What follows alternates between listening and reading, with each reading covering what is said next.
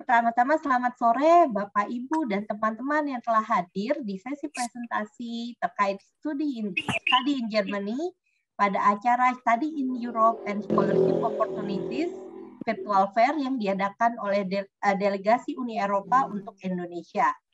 Sebelumnya, tanpa mengurangi rasa hormat, izinkan saya menyapa Bapak, Ibu, dan teman-teman semua yang hadir di platform ini dengan sebutan teman-teman. Oke, pertama-tama perkenalkan, nama saya Olivia Deskarina atau biasa dipanggil Karina dari DAD Regional Office Jakarta yang akan bertindak sebagai moderator di sesi hari ini. Pertama, izinkan saya menjelaskan rundown sesi yang ada pada sore hari ini. Pertama-tama, setelah sesi pembukaan saat ini, kita akan langsung mendengar presentasi seputar studi di Jerman yang akan dibawakan oleh rekan saya dari DAD Regional Office Jakarta, yaitu Ibu Olivia Sopakua. Setelah itu, kita akan ada kuis singkat sebelum mendengarkan sharing dari salah satu diaspora Indonesia di Jerman dan juga doctoral candidate di Ludwig Maximilian University Klinikum München, yaitu Bapak Rasan Madhyasta Wibowo atau yang biasa disapa Pak Dias. Lalu kita akan masuk ke sesi tanya jawab dan akan kita tutup dengan final remarks dari kedua narasumber pada sore hari ini. Sebelum kita mulai, saya terlebih dahulu ingin menyapa kedua narasumber kita pada sore hari ini. Selamat sore Mbak Olive, selamat sore juga Pak Dias. Selamat siang di Jerman. Siang kau di sini. Iya. Baik, selamat siang Pak Dias, selamat sore Mbak Olivia. Sore. Oke, semoga Pak Dias dan Mbak Olivia dalam keadaan sehat semuanya ya. Ya. Oke, baik. Setelah kita berkenalan singkat dengan kedua narasumber kita pada sore hari ini, saya ingin mengingatkan seperti yang sudah dituliskan oleh panitia di kolom chat, teman-teman nanti dapat mengajukan pertanyaan kepada kedua narasumber kita hari ini melalui kolom chat atau nanti bisa raise hand saat sesi tanya jawab dan akan kita panggil namanya untuk kita persilahkan unmute mic-nya. Seperti itu. Baik, tanpa berlama-lama, kita langsung saja ke presentasi dari Mbak Olivia. Silakan Mbak Olivia. Ya, terima kasih Karina untuk waktu dan kesempatannya. Ya, selamat sore menjelang malam dari Jakarta. Teriring salam dari pimpinan kami, Bapak Dr. Guido Snyders dan seluruh staf di DAAD Indonesia. Saya Olivia Sopakua mengucapkan terima kasih pertama kepada kantor Uni Eropa yang ada di Jakarta untuk undangannya pada hari ini. Dan yang kedua kepada Bapak, Ibu, dan juga saudara-saudara yang sudah hadir pada platform di sore hari ini. Seperti rekan saya bilang, izinkan saya juga memanggil Bapak, Ibu, dan Saudara dengan sebutan teman-teman. Oke. Ya, ada pepatah yang mengatakan tak kenal maka tak sayang. Secara singkat, saya akan memperkenalkan institusi tempat saya bekerja, yakni DAAD. Ya, walaupun juga ada beberapa orang yang memanggil dengan sebutan Daat atau Dad gitu ya. Kalau ada Dad berarti ada Mom dong ya, MOOM gitu. Tidak, kami DAAD atau dalam bahasa Indonesianya singkatannya adalah Dinas Pertukaran Akademis Jerman. Ya, betul, akademis. Itulah bidang kerja dari DAAD. Oleh karena bidang kerja itulah ya yang sangat spesifik, kami memiliki lebih dari 200 perguruan tinggi yang menjadi anggota dari DAAD. Keberadaan kantor kami di Jakarta sendiri ini merupakan bentuk support kepada kerjasama antara universitas di Indonesia dan juga universitas yang ada di Jerman. Selain itu, kami juga memberikan informasi tentang studi di Jerman secara umum. Secara sederhananya, kami merupakan perwakilan dari semua perguruan tinggi yang ada di Jerman. Berbicara tentang perguruan tinggi, di Jerman sendiri institusi perguruan tinggi dibedakan menjadi ke dalam 4 bagian ya. Pertama adalah universitas ya. Di sini juga ada beberapa tipe universitas, baik itu universitas di bidang teknik atau kita bisa dengarnya atau kenalnya dengan sebutan Technische Universität atau Technical University. Kemudian ada juga yang di bidang kesehatan ya, ada juga yang di bidang pedagogi ya. Nah, di universitas ini kalau teman-teman nantinya ingin menjadi dosen atau peneliti, ini cocok nih kalau mengambil salah satu kuliah di universitas.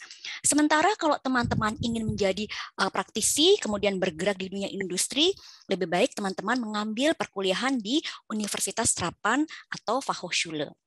Sementara yang teman-teman memiliki talenta di bidang seni, musik, dan film, nah sekolah tinggi di bidang seni, musik, dan film ini merupakan institusi yang tepat untuk teman-teman nantinya berkuliah. Di Jerman sendiri ada sekitar 30% universitas yang merupakan universitas swasta. Jadi memang sebagian besar universitasnya negeri.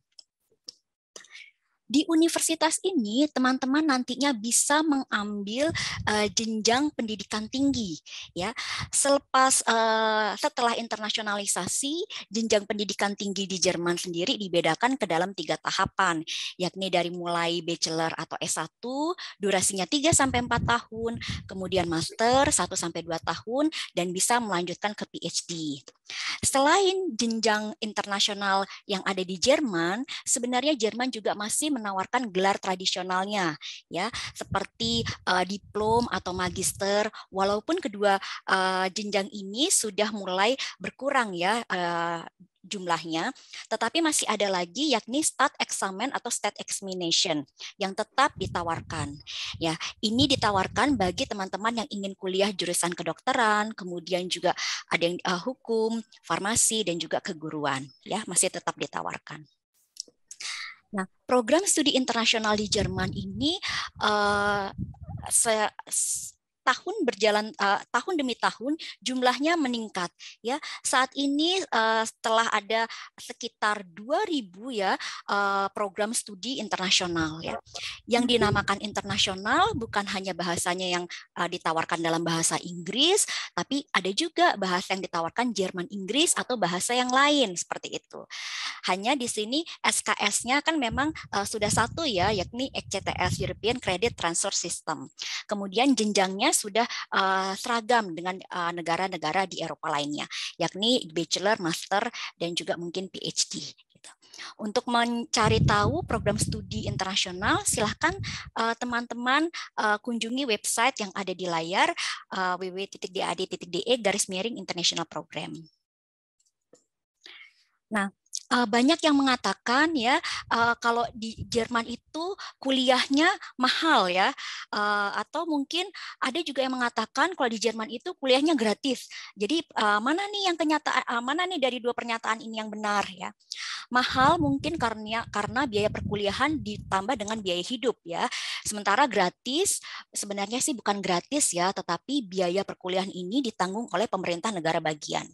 Dan ini memang untuk kebanyakan jenjang bachelor di hampir semua perguruan tinggi yang ada di negara bagian di Jerman, kecuali Baden-Württemberg ya. Kalau untuk jenjang doktor memang tidak berbiaya. Sementara kalau jenjang master ada yang berbiaya, ada yang tidak ya. Tetapi walaupun berbiaya, besarannya masih cukup terjangkau ya dibanding dengan negara maju yang lainnya. Nah, selain ada biaya perkuliahan, ada juga biaya semesteran atau semester contribution yang dalam hal ini besarannya ditentukan oleh perguruan tinggi ya, dari mulai 200 sampai 300 euro per semesternya.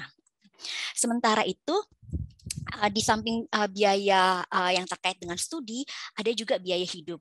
Biaya hidup di Jerman sebesar 10.332 euro bagi mahasiswa asing, dan ini kalau dirupiahkan ya untuk sebulannya saja dengan kursnya mungkin 16.000 ya, saya ambilnya 16.000, sekitar mungkin 13 juta sampai 14 juta.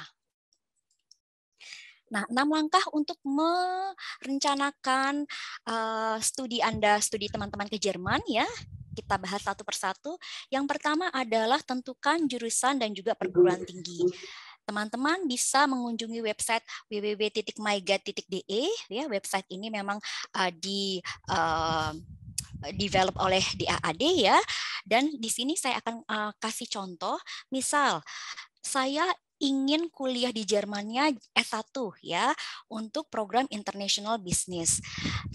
Saya kemudian di sini sudah menselect atau mensortir hanya untuk bahasa Inggris saja ya. Nah, di sini teman-teman lihat pada layar ada program jurusan bahasa Inggris untuk International Business ya yang berbiaya studi. Ada juga yang tidak ya. Jadi saya sarankan teman-teman yuk kunjungi website www.myguide.de ya.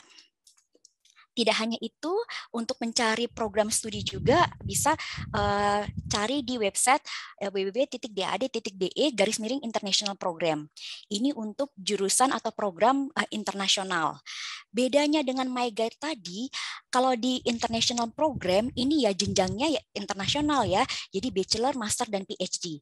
Sedangkan kalau jenjang tradisional, contoh tadi seperti diplom atau magister atau stat eksamen, itu tidak terdapat di sini. Jadi teman-teman harus carinya di website yang MyGuide tadi.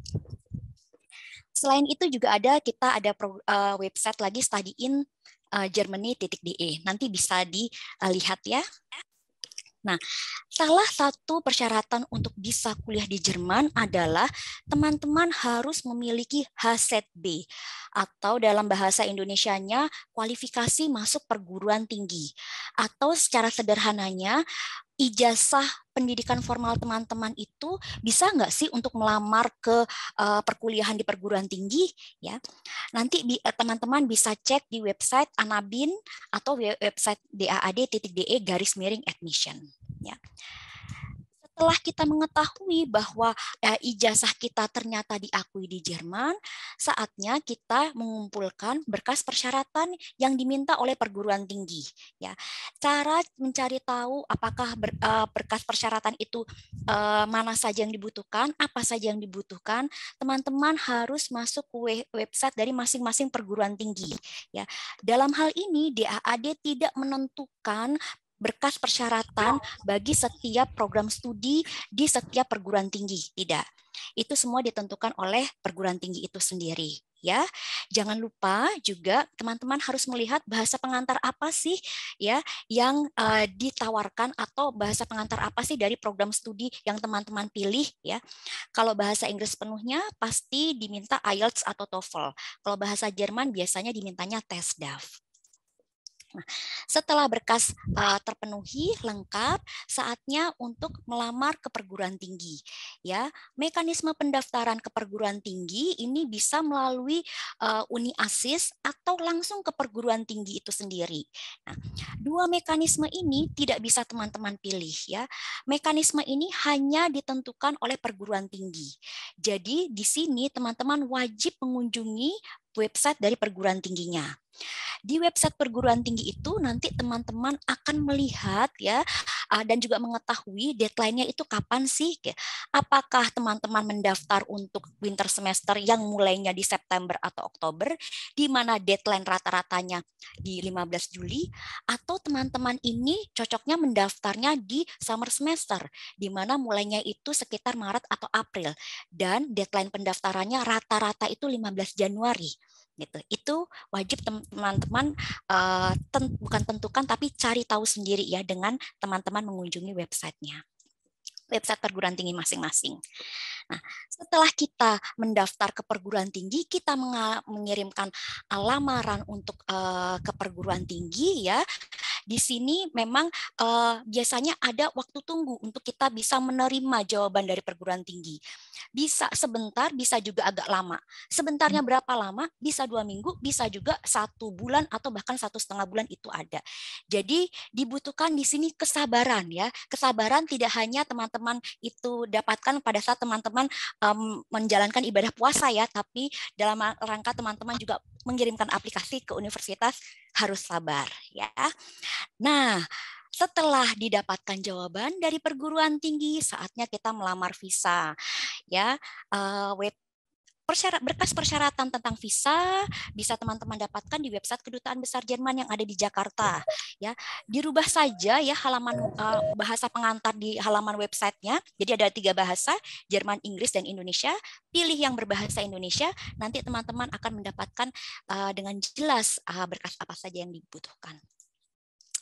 Nah, saya akan menginformasikan sedikit tentang beasiswa DAAD ya, karena nanti kalau yang lebih banyaknya akan ada webinar nih di minggu depan ya. Nah, inilah tampilan dari website DAAD Indonesia ya, di mana program beasiswa ini ditujukan untuk orang Indonesia di sini. Boleh teman-teman mencari program beasiswa di DAAD pusat ya, www.daad.de. Tetapi bisa jadi itu bukan ditujukan untuk orang Indonesia. Jadi mohon kunjungi website DAAD Indonesia. Ya, saya akan jelaskan 2 program beasiswa yang sekarang kebetulan sedang ditawarkan untuk jenjang S2 ya. Walaupun jenjang S3 juga tiap tahun ditawarkan, tetapi belum ada informasi terbaru kapan deadline-nya ya. Yuk kita lihat satu persatu. Pertama adalah PPGG atau Public Policy and Good Public Policy and Good Governance ya, di mana beasiswa S2 ini merupakan beasiswa penuh yang ditujukan untuk lulusan S1 dari bidang hukum, politik, ekonomi, ilmu sosial, dan juga administrasi negara. Monggo silahkan. Bagi teman-teman lulusan ini yang fresh graduate atau sudah memiliki pengalaman kerja 1 tahun atau 2 tahun, monggo silahkan melamar. Ya, deadline penerimaan aplikasi itu berlangsung dari 1 Juni sampai 31 Juli. Ya, jadi sekarang sudah mungkin bisa mendaftar gitu ya. Nah, dari skema beasiswa PPGG ini ada 7 jurusan dan tentunya 7 universitas ya yang ditawarkan. Teman-teman bisa lihat di layar, kebanyakan bahasa pengantarnya bahasa Inggris, kemudian ada yang menerima untuk fresh graduate, ada juga yang tidak. Aplikasi dikirimkan langsung ke masing-masing dari perguruan tinggi dan bukan ke DAAD ya. Kalau dikirimkan ke DAAD, kita tidak bisa meneruskan ke perguruan tinggi yang ada di Jerman. Gitu. Teman-teman bisa memilih maksimal 2 program studi dalam skema beasiswa DAAD. Ya. Kemudian yang kedua adalah beasiswa EPOS. Ya, ini beasiswa yang ditujukan untuk lulusan S1 dengan pengalaman kerja minimal 2 tahun setelah menyelesaikan S1. Yang ingin melanjutkan studi S2-nya di bidang dari mulai ekonomi, kemudian kerja teknik, matematika, sampai ke ilmu media di sini. Ya. Ya, ini memang kenapa dibutuhkan pengalaman kerja 2 tahun, karena memang target grupnya adalah untuk profesional, kaum profesional berarti yang sudah bekerja dan sedang bekerja. Ya. Sama seperti beasiswa PPGG, kami menawarkan 39 jurusan ya yang seperti terlihat pada layar. Ini merupakan salah satu kutipan saja, tidak semuanya ya. Teman-teman nanti bisa download atau mendapatkan informasi ketiga 9 jurusan yang ditawarkan dalam skema EPOS itu di website dari DAAD, www.daad.id. Ya, bisa saya simpulkan bahwa untuk kuliah di Jerman ya, ini kenapa mahasiswa ini banyak kuliah di Jerman ya? Alasannya memang Jerman menawarkan pendidikan yang terbaik, kemudian dengan harga yang relatif terjangkau. Dan teman-teman jangan kemana-mana, untuk alasan-alasan selanjutnya nanti rekan saya ada Dias ya, yang akan menjelaskan lebih lanjut kenapa sih Dias pilih Jerman bukan di jajaran yang lain gitu ya. Oke. Ya, untuk website yang bisa diakses ya, pertama adalah www.daad.id, kemudian teman-teman bisa ke website yang lain, daad.de boleh, Funding Guide juga monggo gitu ya. Inilah kelima website yang sekiranya mungkin bisa membantu teman-teman untuk merencanakan studi teman-teman ke Jerman. Demikian yang bisa saya sampaikan, saya tidak memiliki banyak waktu, mohon maaf kalau saya bicara terlalu cepat ya. Saya kembalikan lagi ke Karina, monggo silahkan. Terima kasih. Baik, Terima kasih Mbak Olivia untuk pemaparannya. Ya, tampaknya sudah banyak pertanyaan terkait presentasi yang ada. Namun sabar dulu teman-teman. Benar kata Mbak Olive, sabar itu bukan hanya di bulan puasa. Ya, tapi sebelum kita menjawab pertanyaan teman-teman dan kita dengar dulu nih tadi seperti yang Mbak Olive bilang, cerita sharing dari salah satu diaspora Indonesia yang ada di Jerman, yaitu Pak Dias. Nah, tapi sebelum kita dengar sharing dari Pak Dias, kita mau ada satu kuis untuk teman-teman. Nanti yang yang bisa menjawab boleh langsung raise hand. Nanti akan saya sebut, bisa unmute untuk menjawab pertanyaan yang ada. Oke. Pertanyaannya, sebutkan berdasarkan dari presentasi yang tadi Mbak Olive sampaikan, sebutkan 2 dari 4 tipe institusi perguruan tinggi yang ada di Jerman.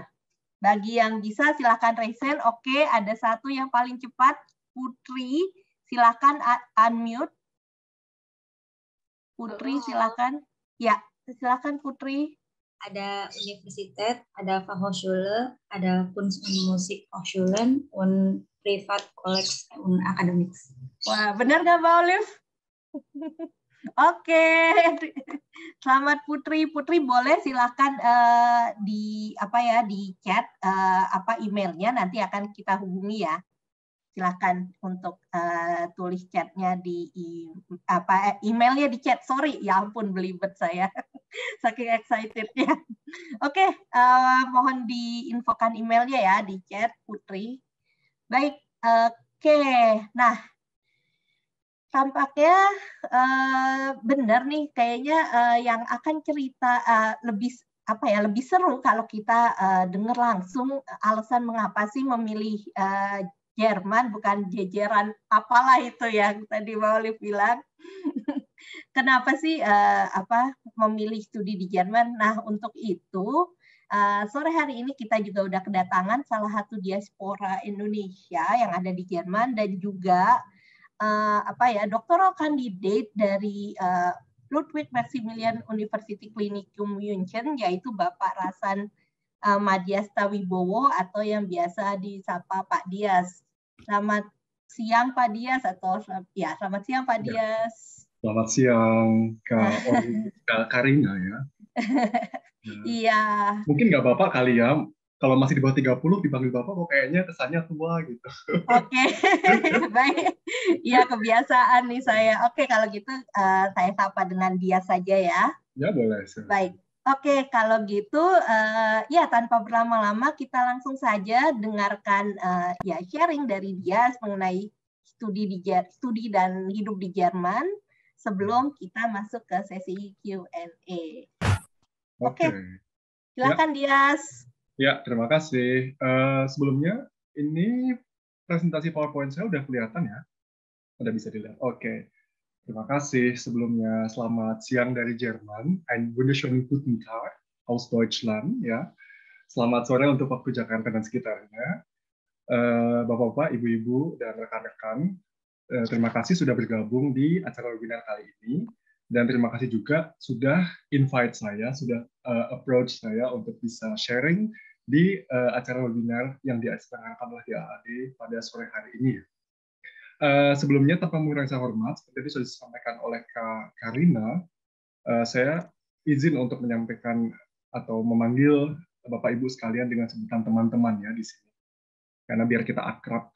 Dan saya juga mohon maaf kalau misalnya nanti saya bicara, tempo bicara saya nggak bisa terlalu cepat seperti Bu Olivia tadi ya. Karena maaf, saya baru aja sembuh dari COVID. Minggu lalu saya kena COVID, jadinya saya berusaha untuk mengatur nafas juga untuk bisa nggak tersengal-sengal gitu kedengarannya. Oke, saya mulai. Ya, tadi sudah disampaikan sama Bu Olivia juga ya, kenapa dan bagaimana langkah-langkah teknis untuk melanjutkan studi di Jerman. Nah, kalau saya ini berarti dari segi pengalamannya aja gitu, dari segi praktikalnya aja ya. Presentasi kali ini terdiri dari berbagai bagian. Untuk pertama-tama saya mau memperkenalkan diri dulu karena tak kenal maka tak sayang, seperti itu disebutkan. Saya Dias, saya 29 tahun. Saya bekerja sebagai operation manager di salah satu perusahaan IT yang bergerak di bidang kesehatan karena itu sesuai juga dengan kuliah saya bachelor dan master kemarin. Sambil saya melanjutkan PhD di Klinikum LMU München. Ya. Saya sudah 11 tahun tinggal di Jerman, saya umur 18 tahun ya. Saya lulus SMA, kemudian saya langsung ke Jerman. Dan untuk teman-teman, silakan kalau misalnya ingin approach saya secara pribadi, maaf, bisa menghubungi LinkedIn saya, atau mungkin bisa via DM di Instagram. Ya, kenapa ke Jerman? Tadi sudah disampaikan sama Bu Olivia ya. Kenapa kok nggak kira jajaran-jajaran yang lain gitu? Ya, karena menurut saya praktisnya aja ya. Jadi Jerman itu di waktu saya datang tahun 2011 pertama kali itu tidak memungut tuition fee di semua negara bagian. Perlu teman-teman tahu Jerman terdiri dari berbagai negara bagian. Ada 16 negara bagian di Jerman. Dan masing-masing negara bagian ini itu memiliki sistem pemerintahnya sendiri. Jadi ketika tadi Bu Olivia dari TAT sudah bilang bahwa di Baden-Württemberg itu mulai tahun 2017, maaf kalau misalnya saya salah, diadakan tuition fee 1.500 euro setiap semesternya, maka ya saran saya carilah Bundesland yang lain, negara bagian yang lain, karena di sini semuanya masih belum ada tuition fee. Nah, kuliah di Jerman itu tergolongnya relatif lebih murah dari segi biaya pendidikan, karena nggak ada tuition fee, selain di negara bagian Baden-Württemberg yang ini ya, yang saya sebutkan tadi. Juga ada kesempatan untuk kita bisa berkarir setelah kita lulus dari kuliah. Itu alasan kenapa saya mengambil kuliah di Jerman. Juga mutu pendidikan yang bagus ya, popularitas Jerman kan semakin tinggi ya sejak presiden ketiga kita almarhum Pak Habibie, Eyang Habibie kuliah juga di Jerman, sehingga Anströmung apa itu bahasa Indonesianya, sehingga minat untuk melanjutkan studi ke Jerman itu juga semakin tinggi.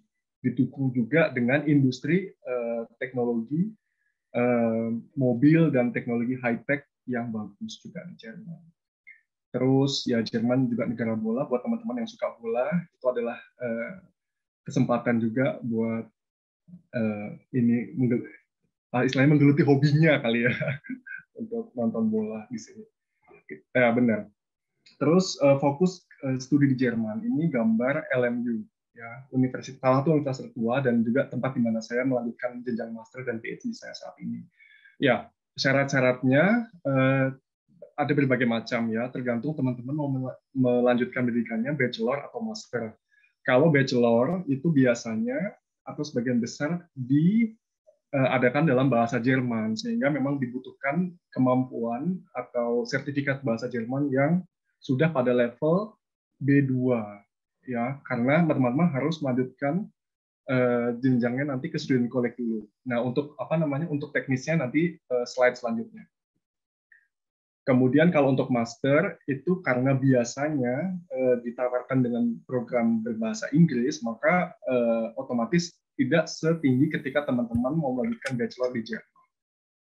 Kemudian HZB tadi seperti sudah Bu Olive juga sampaikan, atau Hochschulzugangsberechtigung, yaitu certificate ya. Kalau misalnya teman-teman mau bachelor berarti ya School Living Certificate, ijazah SMA, atau ketika teman-teman mau ambil master berarti ijazah S1 teman-teman dan transkrip. Kemudian translation-nya ke dalam bahasa Jerman atau Inggris kalau itu tidak dalam bahasa Jerman atau Inggris. Kemudian juga ada harus menyertakan financial proof atau bukti finansial, bisa berupa deposit di rekening sebesar 10.000 sekian tadi ya, atau jaminan beasiswa dan sebagainya kan, karena financial proof itu banyak bentuknya. Kemudian singkatnya aja, kalau mau bachelor seperti dulu saya alami ya, ketika saya sudah lulus SMA, kemudian saya ambil kursus bahasa Jerman hingga ke tahap B1. Dulu B1, tapi sekarang dengan berkembangnya persyaratan, kemudian istilahnya banyaknya pendaftar sehingga universitas di Jerman itu juga semakin membatasi ya. Syaratnya itu dinaikkan lagi menjadi B2 gitu. Nah, itu diperlukan untuk teman-teman masuk ke student college. Student college itu apa? Itu adalah pre-college. Kenapa kita membutuhkan student college untuk melanjutkan bachelor di Jerman? Karena sistem pendidikan Jerman itu agak sedikit berbeda dengan Indonesia. Karena pada dasarnya di Jerman sendiri itu sistem pendidikan dasarnya sampai ke kelas 13. Sementara di Indonesia itu hanya sampai kelas 12 saja. Dan juga ada beberapa materi pelajaran yang itu belum didapatkan ketika kita di Indonesia. Sehingga maaf kalau agak jadi belibet ya. Sehingga student college ini dibutuhkan untuk kita tutup setara dengan abiturienten atau lulusan SMA di Jerman yang kelas 13 tadi, ya, untuk mempersiapkan semuanya sebelum kita masuk ke dunia perkuliahan yang semuanya full berbahasa Jerman. Kemudian setelah lulus student college, untuk bisa lulus dari student college, kita harus melalui ujian yang namanya Feststellungsprüfung atau FSP. Nah, FSP ini itu didasarkan pada minat teman-teman nanti kuliahnya mau ambil jurusan apa. Kalau misalnya saya dulu mau ambil jurusan yang di kedokteran atau berhubungan dengan medis, saya harus mengambil FSP untuk mata pelajaran bahasa Jerman, matematika atau fisika, dan kimia atau biologi. Jadi 3 itu yang harus saya ambil. Kemudian setelah saya lulus dari FSP ini, student college ini ya, saya bisa mendaftar ke universitas atau FH, Fachhochschule pilihan saya. Nah, waktu itu saya mengambil universitas dengan berbagai macam alasan dan pertimbangan ya, sehingga ya saya linearnya nanti akan hanya ada di universitas saja. Nah, untuk master itu kalau misalnya teman-teman lulus dari Indonesia mau melanjutkan master ke Jerman, teman-teman mengambil bahasa Jerman, ya, tapi mungkin levelnya tidak setinggi ketika teman-teman mau bachelornya sudah di Jerman. Dan bahasa Inggris, misalnya bisa saja IELTS atau TOEFL dan sebagainya. Nah, kemudian teman-teman buka website universitasnya karena biasanya itu kalau master kebanyakan langsung direct dari universitasnya. Syaratnya pun bisa bervariasi tergantung universitasnya. Nah, kemudian teman-teman lihat juga apakah universitas di Indonesia teman-teman udah diakui oleh ANABIN tadi ya, atau lembaga pemerintah atau yang mengakui ijazah S1 teman-teman. Kemudian setelah mendapatkan itu, teman-teman bisa mendaftarkan ke uni atau FH pilihan teman-teman. Gitu. Nah, setelah lulus dari Jerman ya, baik itu S1 maupun S2, teman-teman bisa mengambil opsi untuk bekerja di sini seperti yang saya lakukan ya. Nah, syaratnya ya tidak lain tidak bukan juga bahasa Jerman ya kan, karena teman-teman akan berinteraksi langsung dengan orang Jerman, dengan klien, dengan siapapun itu, dan bahasa Inggris kalau misalnya itu diperlukan. Kemudian ijazah yang penting ya, dan izin dari imigrasi setempat atau Ausländerbehörde. Karena kita bukan orang Jerman, kita perlu memiliki izin kerja dari Ausländerbehörde tempat teman-teman tinggal. Juga izin dari dinas pekerjaan dinas ya pekerjaan mungkin ya, Arbeitsamt di kota teman-teman tinggal. Karena ketika kita lulus, kita membutuhkan satu sertifikat atau langsung untuk kita bisa masuk ke dalam dunia kerja di Jerman. Nah, masuk ke dalam dunia kerja ini berbeda ketika teman-teman kerja part-time selagi kuliah ya. Jadi saya garis bawahi ini ketika teman-teman mengambil opsi, oh saya mau pengen stay tinggal di Jerman setelah saya selesai kuliah. Nah, kemudian untuk kehidupan sehari-hari di Jerman itu jarang menggunakan kendaraan pribadi ya. Kalau tidak misalnya jarak bekerjanya itu jauh atau di luar jangkauan transportasi. Jadi di Jerman itu transportasi umum atau menggunakan sepeda itu sangat-sangat wajar di sini. Jadi teman-teman harus bisa, kalau misalnya menentukan Jerman adalah negara pilihan studinya, harus bisa memanage waktu untuk tidak terlambat sampai ke tujuan. Kemudian di sini juga biasa ya, seperti di Indonesia, supermarket ketika kita belanja atau pasar tradisional atau apapun itu, di sini ada semua. Untuk Asia itu juga ada di toko Asia, jadi maksudnya jangan khawatir gitu ketika memutuskan untuk ke Jerman terus nanti aku nggak bisa ketemu Indomie gitu, tetap ada Indomie di sini. Kemudian kesempatan apalagi yang bisa teman-teman dapat, ya bisa jalan-jalan karena kan izin tinggal yang teman-teman dapat itu berlaku untuk Schengen atau EU ya, itu bisa ke up to 27 negara Schengen yang tergabung dalam Schengen atau European Union atau Uni Eropa. Ya. Kemudian ya kehidupan Muslim sendiri di sini juga lumayan bersahabat. Kalau ada yang nanti misalnya tanya, oh gimana sih kehidupan Muslim di sana, bisa nggak nemuin makanan-makanan halal? Nah kalau untuk kota-kota besar di sini sangat-sangat mungkin.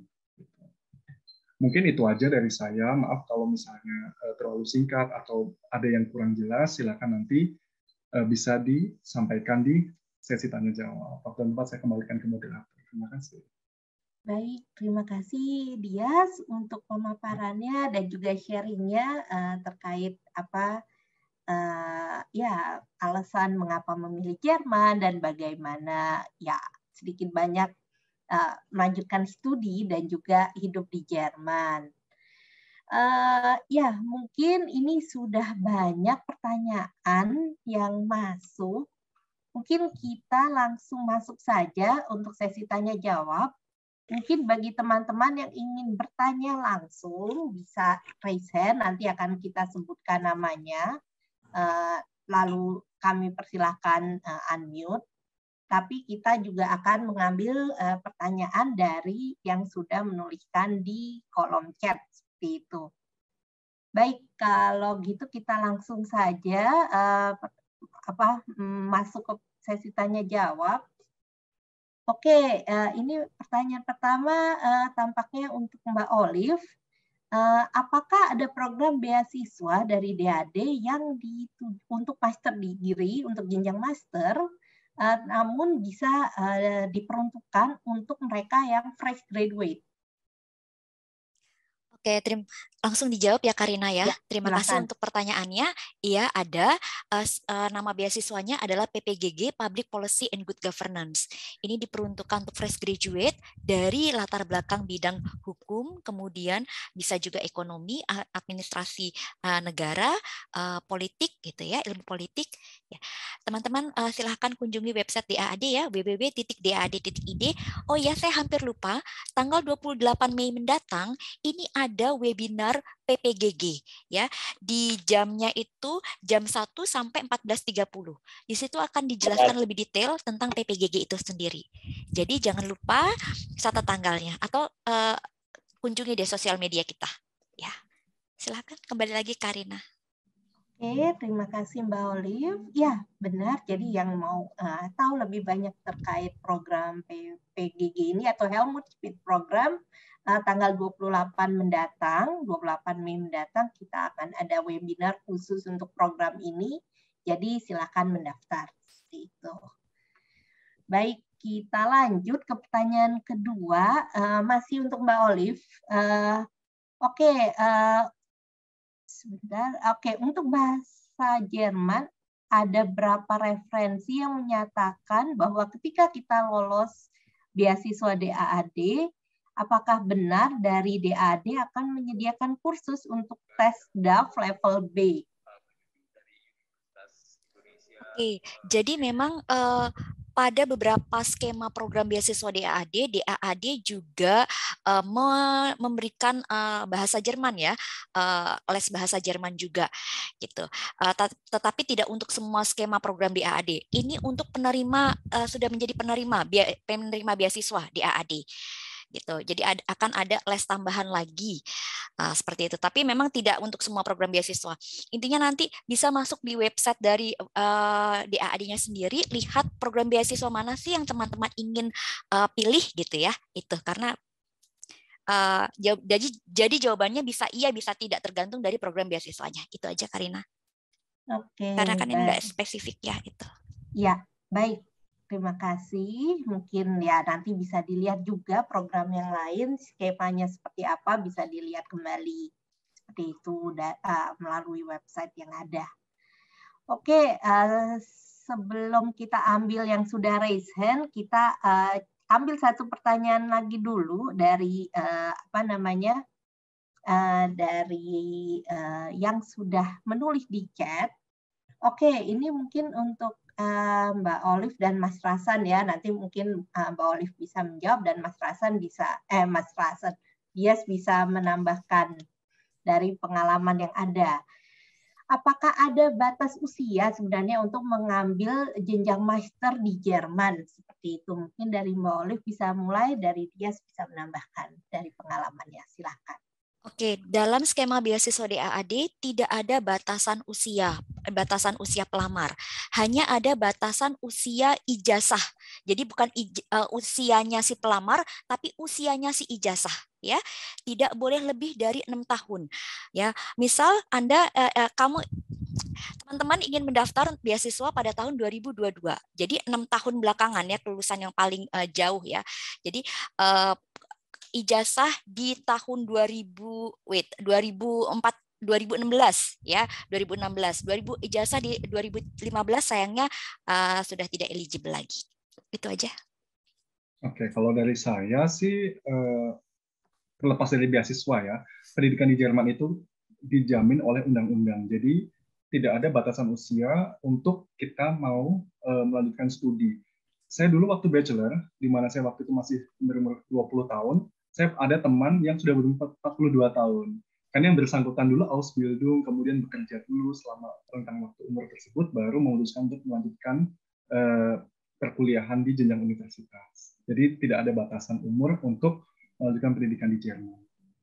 Iya, jadi saya simpulkan kalau untuk melamar beasiswa di AD, ada batasan usia ijazah, sedangkan untuk studi umumnya seperti Dias bilang ya, tidak ada. Itu aja. Oke, semoga cukup jelas bagi yang bertanya, sebab saya lihat ada beberapa nih yang bertanya untuk pertanyaan yang sama. Seperti itu.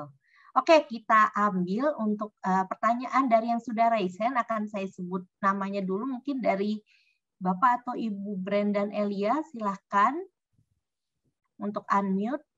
Oke, selamat sore kakak-kakak dan juga Mas Dias. Sebelumnya saya mau minta maaf saya belum bisa open cam. Pertanyaan saya adalah, misalkan saya adalah seorang lulusan sarjana dari Universitas di Indonesia jurusan hukum, dan saya kepikiran untuk mau tinggal dan bekerja di suatu perusahaan di Jerman di bidang keuangan. Nah, lalu saya kepikiran mau ngambil jurusan finance S2 di Jerman. Nah, apakah ketika saya mau bekerja di perusahaan di bidang keuangan itu, saya bisa menggunakan ijazah S2 saya yang finance pada S1-nya hukum, atau saya harus kuliah lagi S1 jurusan finance di Jerman? Itu pertanyaan saya. Terus kalau diperbolehkan untuk tanya pertanyaan kedua nih, Kak. Kalau di Amerika, saya untuk kita tinggal, saya mengenal istilah US Green Card. Nah, kalau di Jerman tuh apa ya namanya untuk kita izin tinggal? Kalau di Amerika kan Green Card ya. Permanent resident, untuk menjadi permanent resident. Kalau di Jerman apa namanya? Itu aja pertanyaan dari saya. Terima kasih. Baik, terima kasih untuk pertanyaannya. Mungkin mungkin bisa dijawab yang pertama oleh Mbak Olive, yang kedua mungkin dari Mas Rasan ya.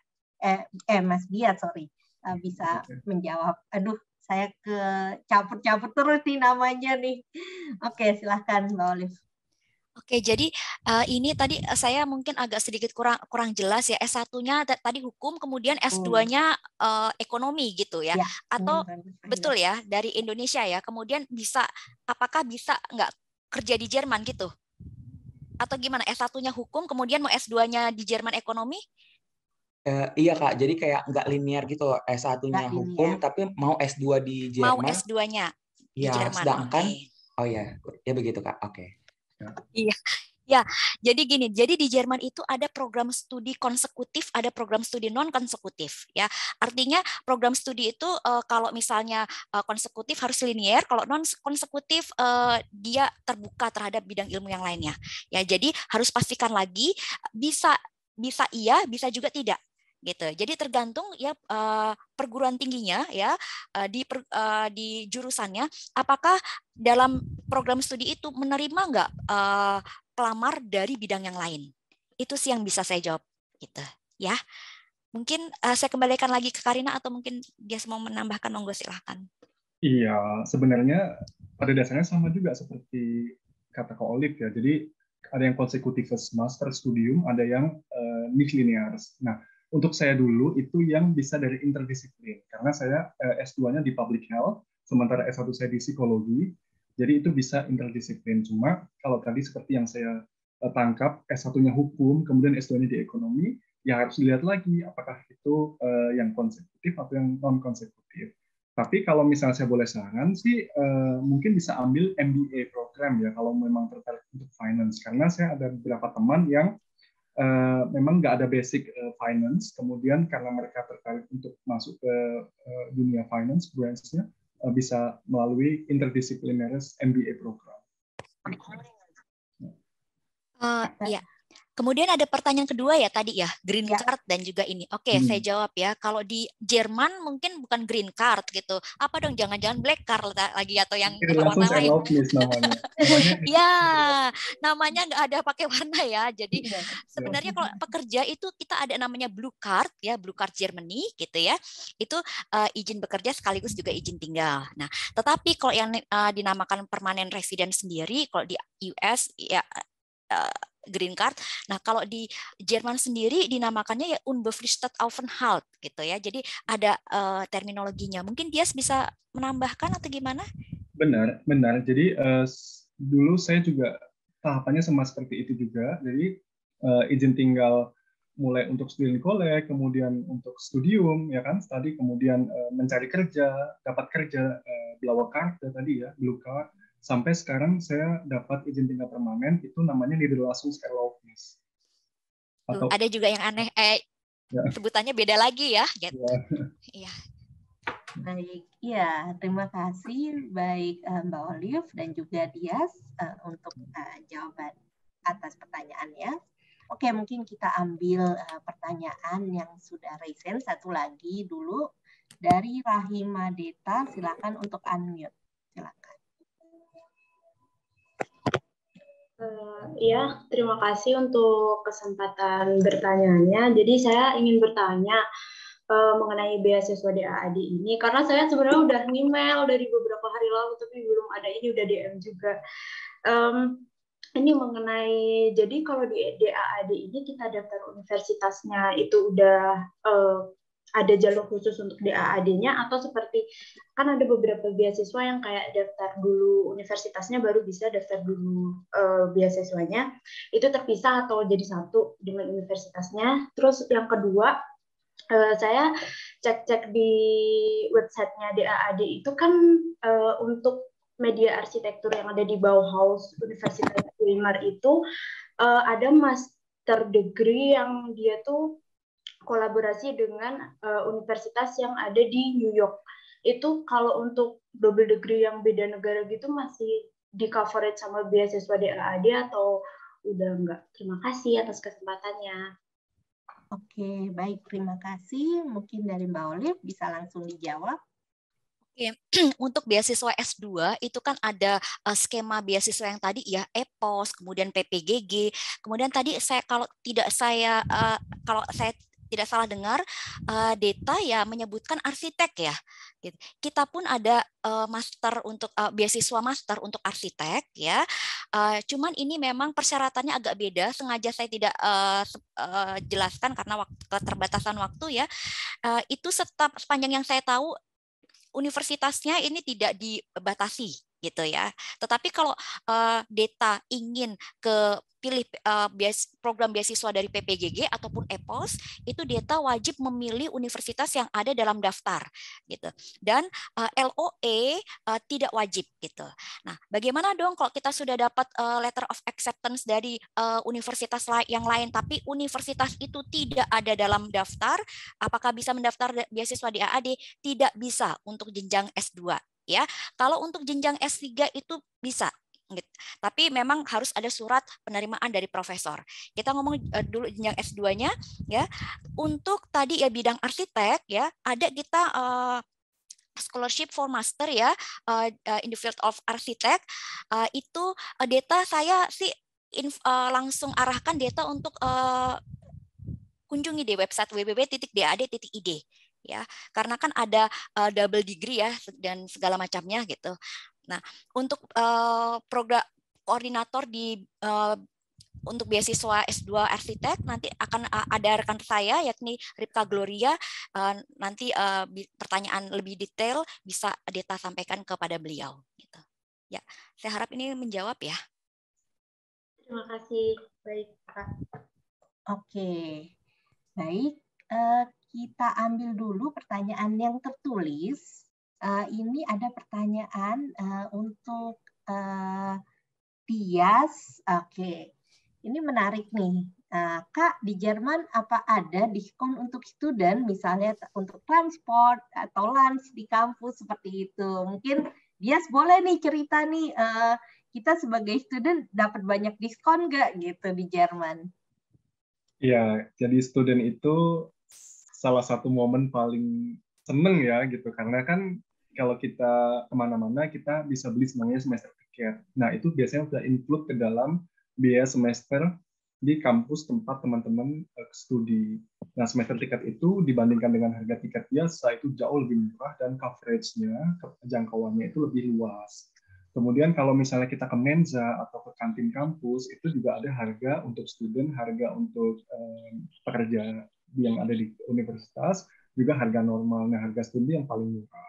Kemudian misalnya kita mengunjungi museum, kita mau beli makan di luaran, ya itu biasanya kalau misalnya kita pakai student card, nggak semuanya, cuma kebanyakan menawarkan diskon atau rabat untuk student gitu. Oke, baik. Terima kasih untuk sharingnya juga nih untuk teman-teman yang ingin tahu lebih lanjut seperti itu, mungkin mengenai apa aja sih fasilitas yang bisa didapatkan oleh student di Jerman seperti itu. Oke, ini ada pertanyaan yang banyak masuk juga. Ini untuk Mbak Olive. Untuk jenjang S1, apa ada beasiswa yang ditawarkan dari DAAD? Ini saya lihat banyak sekali yang bertanya. Silakan. Ya, saya langsung jawab. Terima kasih untuk pertanyaannya. Secara umum tidak ada beasiswa yang program beasiswa S1 yang ditawarkan melalui DAAD. Kecuali kalau teman-teman mau S1 dan persiapannya, yakni student college-nya di Student College Indonesia, memang ada kesempatan untuk bisa dinominasikan ikut seleksi beasiswa DAAD. Tapi ini dilaksanakan oleh DAAD yang di pusat. Dengan catatan di sini rekan-rekan di sini harus selepas SMA ya, di mana SMA-nya dengan kurikulum nasional mengambil belajar di Student College Indonesia. Selama di belajar Student College Indonesia itu hasil belajar dari teman-teman, ini teman-teman termasuk ke dalam 10% yang terbaik gitu ya di angkatannya. Lalu teman-teman nanti bisa dinominasikan oleh pengajar untuk mengikuti seleksi beasiswa DAAD untuk S1 itu ada. Tetapi kalau secara umum itu sayangnya belum ada ya. Terima kasih. Oke, baik. Oke, mungkin karena waktu juga kita ambil satu pertanyaan terakhir. Ini pertanyaannya mungkin Mbak Olive bisa menjawab dulu, nanti Dias juga bisa menambahkan nih dari pengalamannya. Oke, apakah untuk jika ingin melanjutkan program doktoral atau PhD di Jerman harus menguasai bahasa Jerman? Seperti itu. Oke, silakan mungkin bisa Mbak Olive dan juga dari Dias nih yang lagi mengambil studi doktoral bisa langsung menjelaskan dan bercerita. Silakan. Oke. Pada dasarnya kalau untuk S3 atau penelitian ya itu sekarang banyak yang ditawarkan dalam bahasa Inggris. Kecuali kalau penelitiannya di bidang DAF, Deutsch als Fremdsprache, bahasa Jerman sebagai bahasa asing atau Germanistik. Itu sih wajib ya bahasa Jerman. Tapi selebihnya saya rasa sudah banyak yang bahasa Inggris. Atau kita langsung tanya ke Dias dengan bahasa apakah dia meneliti di sana? Ya, kalau untuk publikasi memang menggunakan bahasa Inggris jelas. Cuma karena saya mengambilnya doktoral program klasik Jerman di Fakultas Kedokteran juga, ya, jadi bukan PhD tapi doktor, ya, itu memang nanti saya haruskan menulis disertasi dalam bahasa Jerman. Ya. Cuma untuk publikasinya sendiri, ya memang internasional, jadi pakai bahasa Inggris. Gitu. Ya. Baik. Terima kasih untuk jawabannya, baik dari Mbak Olive dan juga Dias. Oke, tampaknya waktu juga yang harus memisahkan kita. Mungkin sebelum kita mengakhiri sesi ini, ya kita mau dengar nih bersama-sama final remarks dari Dias dan juga lalu dilanjutkan final remark dari Mbak Olive. Silakan Dias. Saya mungkin kurang pandai berkata-kata ya, cuma ada satu prinsip yang selalu saya pegang ketika kita punya mimpi, jangan pernah putus asa untuk menggapai mimpi kita. Itu aja sih, gitu. Karena kita percaya bahwa saya percaya bahwa dengan saya tahu suatu saat nanti saya akan menggapai mimpi itu, gitu. Itu membuka peluang, membuka jalan, baik itu yang kita duga-duga, tidak kita duga-duga atau kita sangka-sangka. Udah itu aja. Baik. Jadi selalu percaya pada mimpi kita. Oke, terima kasih Dias. Mungkin dari Mbak Olive. Oke, dari saya sebelum saya ke final remarks ya, saya ingin mengingatkan dari teman-teman join untuk webinar kita di tanggal 28 Mei. Ini informasi tentang beasiswa PPGG ya di tanggal 28 Mei jam 1 sampai dengan setengah 3 ya. Cara registrasinya gimana? Kunjungi website dari DAAD Jakarta aja, www.dad.id ya. Bagaimana dengan program beasiswa yang lain gitu seperti EPOS ataupun mau S3 atau mau tanya-tanya beasiswa S1 atau pertanyaan dari teman-teman. Please teman-teman bisa kirim email ya. Nanti saya akan kirimkan email juga ya, email saya dan email rekan saya yakni media@daadjakarta. Jadi rekan saya ini yang nantinya akan mungkin membuat webinar-webinar.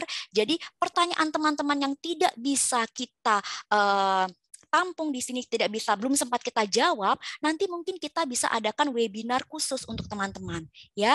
Jadi jangan berkecil hati, DAAD berusaha untuk memberikan informasi yang teman-teman butuhkan terkait studi di Jerman. Oke, langsung ke final remarks-nya. Saya ingin mengutip nih dari First Lady-nya Presiden US ya. Dia ini mengatakan bahwa education doesn't make us smarter, it makes us whole ya, atau pendidikan itu tidak membuat lebih pintar, tapi membuat kita utuh. Ya, tahukah teman-teman dengan menyelesaikan studi di Jerman itu tidak hanya membuat hidup teman-teman menjadi lebih utuh, tetapi juga lebih tangguh. Selamat mempersiapkan masa depan teman-teman ya dengan nantinya studi di Jerman. Ya, sukses selalu dan tetap jaga kesehatan. Saya kembalikan lagi ke Karina. Terima kasih. Baik, terima kasih Dias, terima kasih Mbak Olive untuk final remarks-nya. Ya, mohon maaf bagi teman-teman yang sudah menuliskan pertanyaan atau resen namun belum sempat terjawab. Pertanyaannya seperti mungkin yang teman-teman bisa lihat, banyak sekali pertanyaan yang masuk. Tapi jangan khawatir kalau ingin bertanya lebih lanjut terkait studi dan riset di Jerman, ya DAAD Regional Office Jakarta mengadakan konsultasi online juga. Yang bisa teman-teman ikuti, infonya silahkan langsung cek di website dan sosial media kami. Baik, kalau begitu kita tutup untuk sesi hari ini. Terima kasih juga kesempatan yang diberikan oleh dari Delegasi Uni Eropa untuk Indonesia sehingga kita bisa mempresentasikan terkait studi di Jerman pada sore hari ini.